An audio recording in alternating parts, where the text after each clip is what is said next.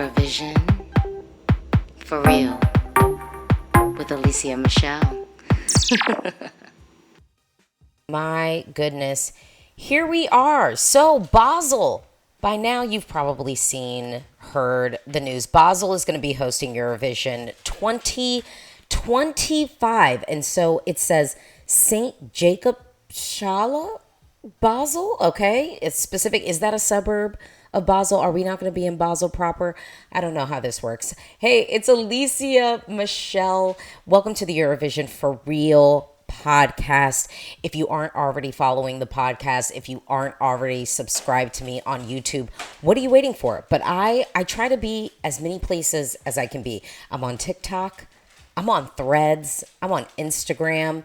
I'm here probably piping through Spotify, Apple Podcasts, something like that. I try to be everywhere. But here is the big news. We have our host city for Eurovision 2025. Now, I will say I've been polling folks over the summer, getting a little bit of a temperature check, and it seemed like when it was down to Geneva and Basel, Basel overwhelmingly was the pick. And I think the big reason for many folks why they preferred Basel over Geneva, and I'm talking about fans, was simply because I think of the accessibility of Basel. You know, you could stay on the German side, you could stay in France, and it is pretty easy to be able to commute in. Now, at Eurovision 2024, I stayed in Copenhagen and commuted in.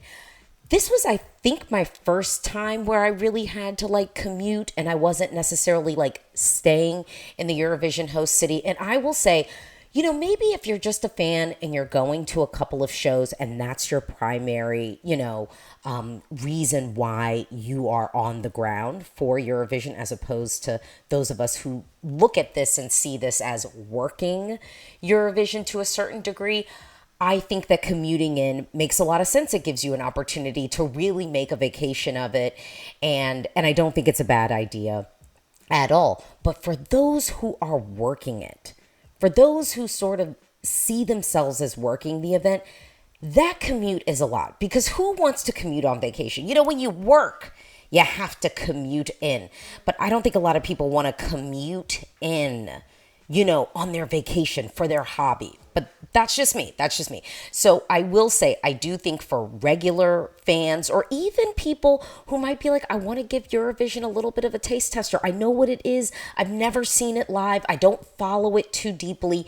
Yeah, I would recommend stay in France, stay in Germany, take the train over and see a show, because ultimately Eurovision at its core is about the music. It's about our performers. It's about our participants and everything. And the show. And it's one of those things that I do think should be a bucket list item for people, where if you want to see something on the ground, you love music, I don't see how experiencing Eurovision isn't making that bucket list.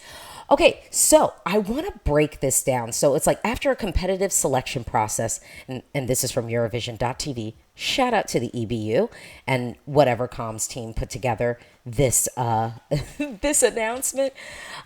So after a competitive selection process that saw a number of potential host cities narrow down to Basel and Geneva, Switzerland's most third populous city won out and will host the 69th Eurovision Song Contest. The bid process examined facilities at the venue, local infrastructure, and the ability to accommodate thousands of visiting delegations, crew, fan, journalists from around the world. And that's a big thing. I think, last year when we were kicking off the season and we were figuring out, what things are us, at least as fans, most looking for when it comes to a host city being selected.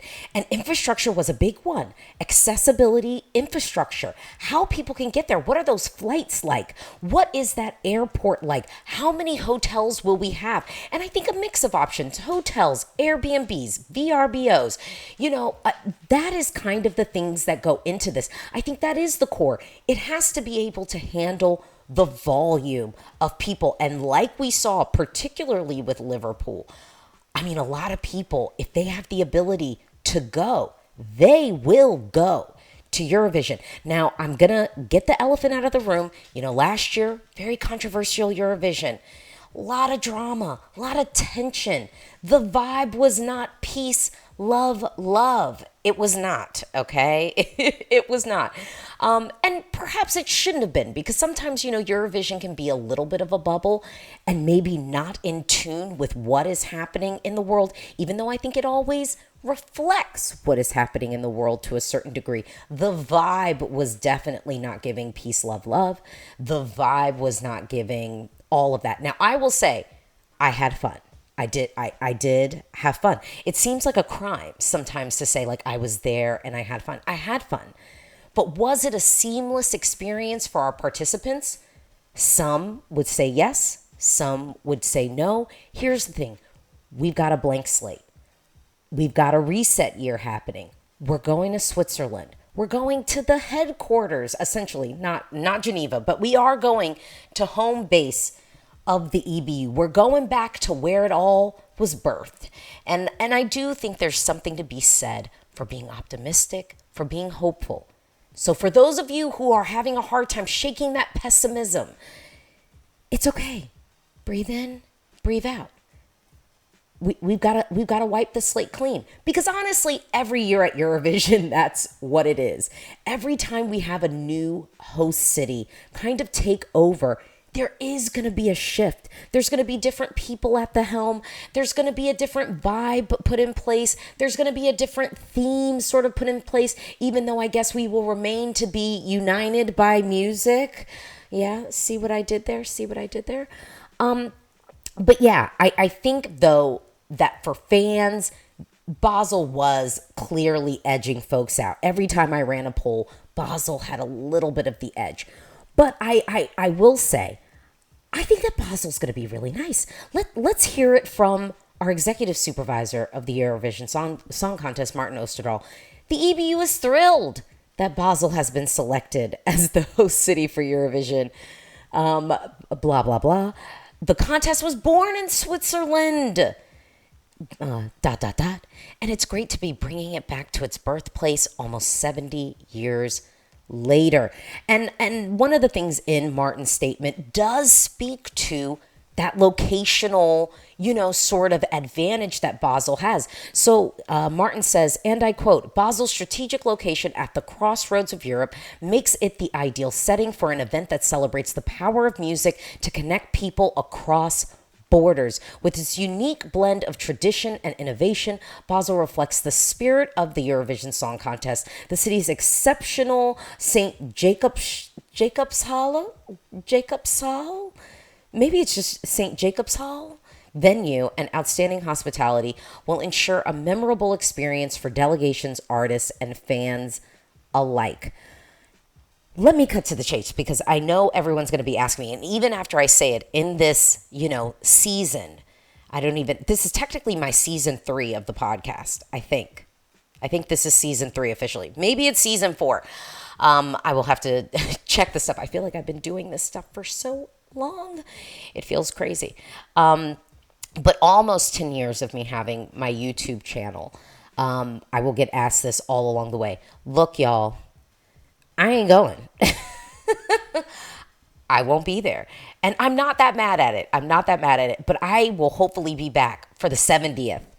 I mean, we all have to go for the 70th. No matter where it is, if you love Eurovision and you've been in these streets for a long time, next year, I think, is going to be the requirement. And by next year, I mean 2026. Eurovision 2026 is going to be the requirement for us to all be there. It's going to be the best family reunion ever. So I hope you all will be down for that. Yeah, I will not be in Basel. Geneva, I have family. I have friends. Basel, I have no one. And before you all start volunteering your couches, don't tempt me. Don't do it. Don't do it at all. Because I need not attend. My bank account will say yes. And Royal Caribbean will probably be even happier, because then that will free up some cruise funds. If you know, you know. For the people following me on Instagram, you know deeply, because I will hop on a boat, okay? But also, I used to work for Carnival Cruise Lines. That's another story. Back to the Eurovision of it all. We've been speculating, like, what a Swiss Eurovision show will be like. I think we now realize it's going to be clean. It's going to be professional. I think it's going to be very polished. Is this going to be wham bam, a comedy extravaganza? No. Do we need wham bam, a comedy extravaganza? Maybe not. I don't mind a wham bam comedy extravaganza. I do think it would be cool. I know we've talked about Trevor Noah as a host because I think his father is Swiss. Is that what it is? His father, mother, one of his parents is Swiss. I have heard that.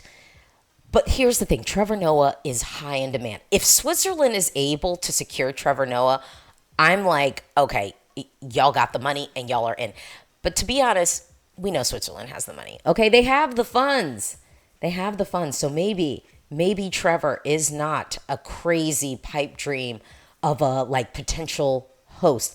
I also saw some people say, oh my gosh, I think she hosts F-Boy Island. I think that comedian, is it Nikki? Someone said that. But then when I looked at the bio, I didn't see anything about her being Swiss. So I don't know about that. We need to have someone who is Swiss. And then everyone's freaking out right now in Eurovision spaces because Eurovision and Jojo Siwa followed each other on the socials. Here's the thing. I manage a pretty big account for my job. And if anyone famous, hit me up and followed our channels, I would follow them back too. So I say nothing to see here, folks. We're not going to have Jojo Siwa on the Eurovision stage. But if we do, maybe that will yield the comedy extravaganza that some of you want so deeply. Okay? Maybe that is what it will be. But I will tell you, I do think we need to get Celine Dion. We need Celine either in a satellite performance or live on the stage. That's all I'm saying. If we could get Celine to Paris, we can get her to Switzerland. And again, we know Switzerland has the budget.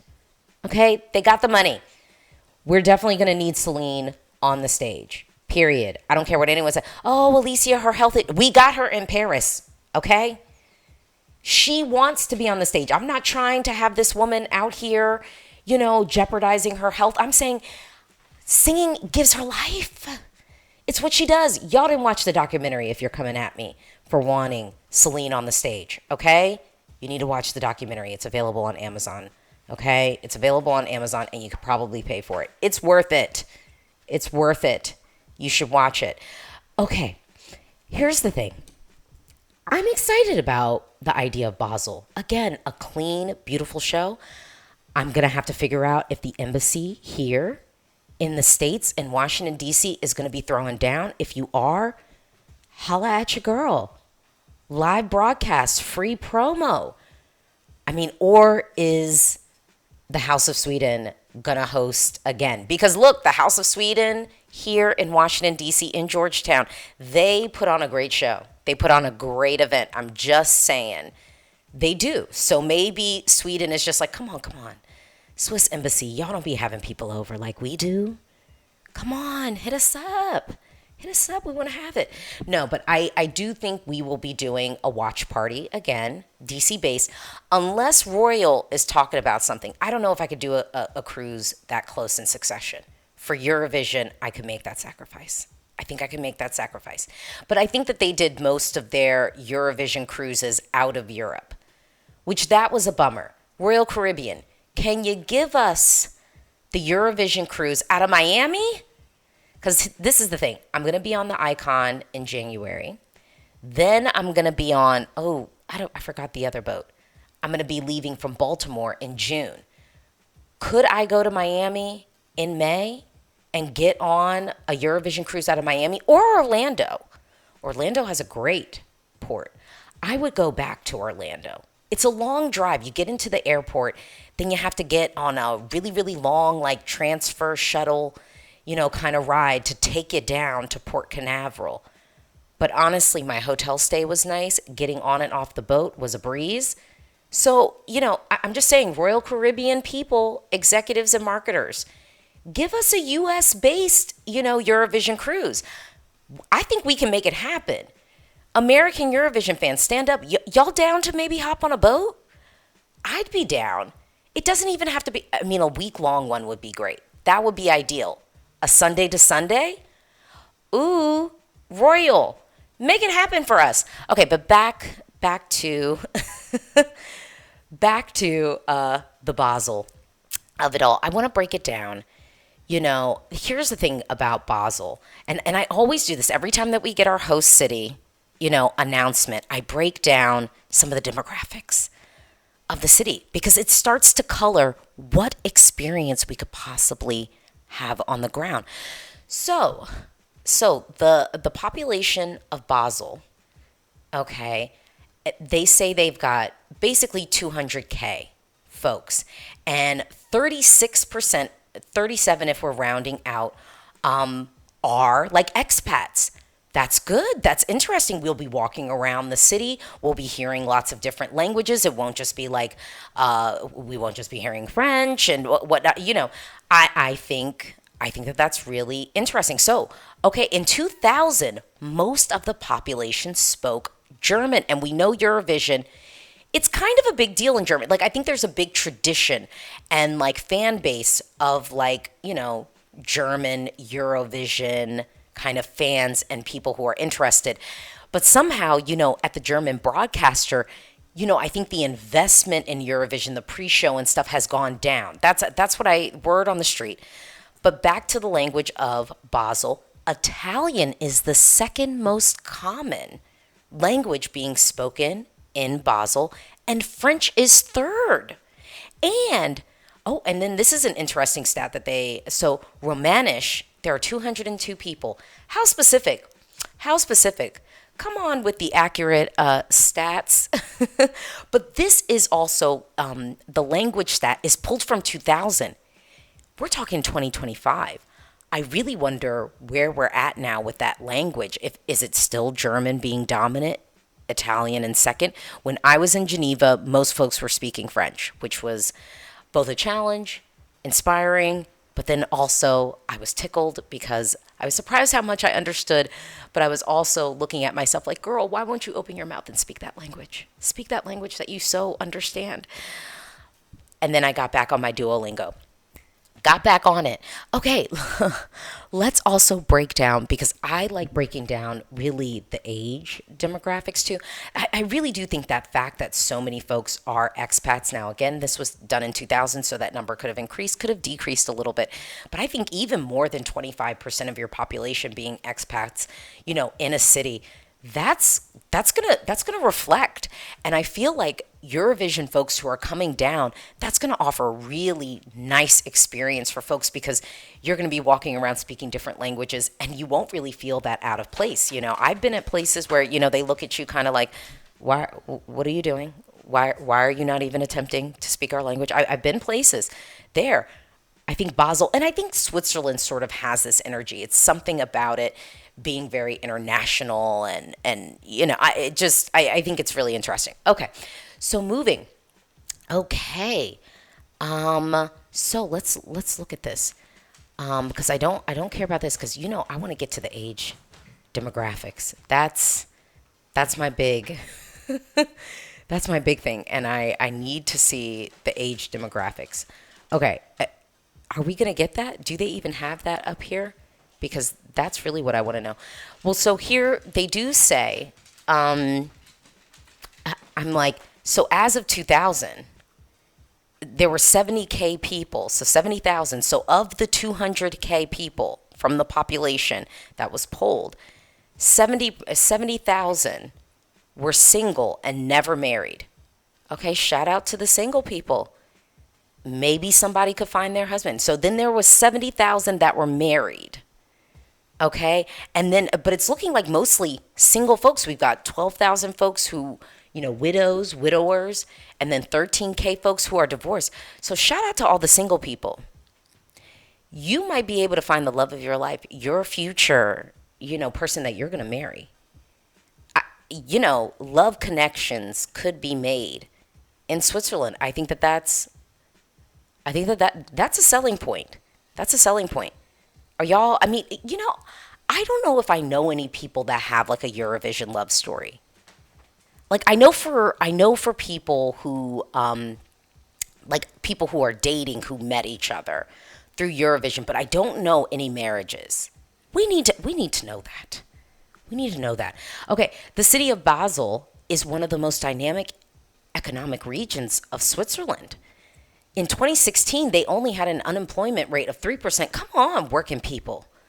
Come on, people employed, doing some work. Okay. Okay, and then we have we do have a little bit of commuter culture in Basel. Good to know.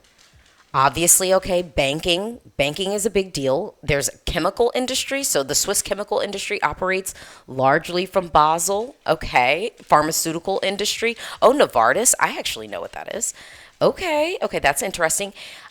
We've got a Swiss International Airlines, the national airline of Switzerland, is headquartered in Basel. Oh, so that's good. So then maybe our flights will be good. I think that that's great. Okay, so Basel is the home of Switzerland's oldest university, the University of Basel. Okay, how many students do they have there? That's really what we need to be knowing. I'm trying to figure out how many kids are going to be running around, because I will say that about Turin. I was shocked. Turin, tons of kids. Everybody was like 22. I was like, what's going on? What's going on? Where are the grown folks? Where are the grown folks? Funny, another stat. In 1997, Basel contended to become the European capital of culture, but Thessaloniki,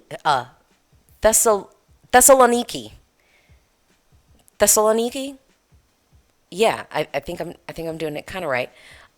Greece got it, which shout out to Greece. Okay, and then I just want to close out this episode. How do we think countries are going to show up this year? We're going to do a little teaser. We're it's whatever. It's whatever. We don't even have all of our confirmed countries. We don't have our confirmed countries. But who do we think is really going to show up and show out this year? I'm going to say like 5 countries. I'm going to say 5 countries that I think are going to show up and they're going to show out at Eurovision this year. And this is not my official who could win Eurovision. I will do that probably around like September. Once we have like our confirmed list, I will do like who I think could win Eurovision 2025. So I'm going to tell you, my eye is on Lithuania. Lithuania is one of my 5 countries that I think they're going to show up and show out this year. Lithuania wants it. They really, really do. And I do think it's kind of sad that they like just missed out, last year on that like final, like that's kind of crazy to me, because I was living in a world that like, yeah, Lithuania totally made the top 10. I was living in that delusion. They did not. Lithuania came 14th. But do I think they serve something top 10 worthy? I surely do. I think Lithuania is going to show out. I'm going to say that. I always have a little candle lit for Greece. I do. Greece and Cyprus to a certain degree, because I think both want it. I do think both want it. And Cyprus, really just surprised me last year. Now, the word on the street is they will have a male performer this year, and that the song has already been selected. The song already being selected makes me slightly nervous. Just because sometimes I'm like, well, maybe have like 5 options and then kind of see what everyone else is going with and then pick one of the 5. Like have 5 kind of distinct options. Give me, a power ballad. Give me something like electro pop. Maybe give me something like run of the mill pop. Maybe then give me something out of the bank, a little bit ethnic. Like then I'm like, maybe give me something super, super weird like Bambi Thug. You know what I mean? Give me something way, way out of the box. Not just like, sort of like hanging out of the box. Like all the way out of the box. The box is around the corner. The box actually already got picked up and shipped away, and you are still sitting in the house. You know what I'm saying? So no, Lithuania, I'm saying fully. I just wanted to note that I typically always have a candle lit for Greece, just because I want to go back, and I want to go back for Eurovision, okay? But Lithuania, I think we got to look out for them. I think, Croatia, I'm worried about, y'all. Because, I have to shift to one of my Balkans because we need a Balkan win soon. And I'm not going to lie, Slovenia, y'all could, Slovenia could, but I don't want to get my hopes up too much. But I'm going to go with a solid country that I think will definitely at least give me something that I'll love, and I'm going with Serbia. Serbia is on the list for just who I'm watching. Of course, we've heard nothing. The streets are dry. We got a little sprinkle with our host city announcement, but mostly the Eurovision streets are dry. So I'm going to say that I'm anticipating what Serbia is going to give us, but I'm going to say I think that they are going to give us something that I will at least enjoy. But Lithuania, I think, is coming correct. I think they're hungry. I think they want that win. Who else am I checking for?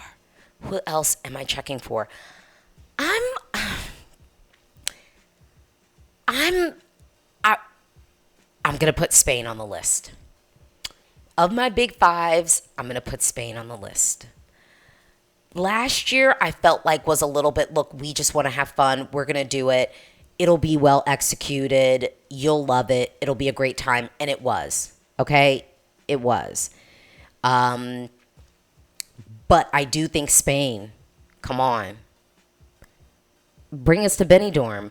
Bring us to Barcelona. Bring us to Madrid. I don't care, but bring us. Okay? So I'm looking at Spain. Lithuania, Serbia, Spain. Okay, next up. And I'm only looking at the people who are at the grand final because I'm going off of momentum a little bit. Next up, from the big five, I'm just going to say Italy. I'm just going to get it. I'm going to get it out of the way. I'm going to say Italy. I think that we should. I think that we need to. I think we gotta be there. I think we gotta live in that zone. And then finally, controversial, Luxembourg. I'm saying it. I think we are going to have to check for them. Well, I hope that this was a fun little break. How are you feeling about our host city now that it is Basel that has been announced? Are you feeling a little bit different about Eurovision 2025? Are you thinking that you'll actually go? Because Basel's easy to get to. Let me know. And as always, don't forget to subscribe. Eurovision for real.